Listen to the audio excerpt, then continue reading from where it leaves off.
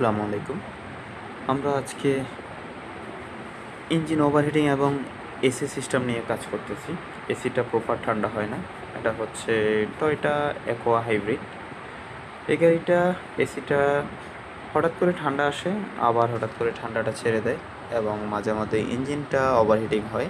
তো আসেন, কেন এই সমস্যাটা হচ্ছে আমরা ডায়াগনোসিস করতেছি এবং আমরা আপনাদেরকে দেখাবো কী সমস্যা আছে। আমরা গাড়িতে ম্যানিফোল্ড গ্যাস লাগিয়েছি এবং আমরা এটা চেক করব।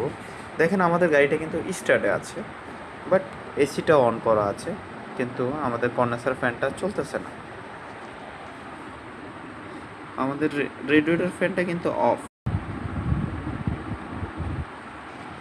রেডিয়েটর ফ্যানটা কিন্তু অফ, ঠিকমতো চলছে না। দেখুন, আমি এখন একটু হিট করব।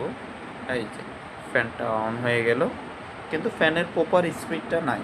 যে পরিমাণ রোটেশন স্পিডটা থাকা দরকার সেই স্পিডটা কিন্তু নাই।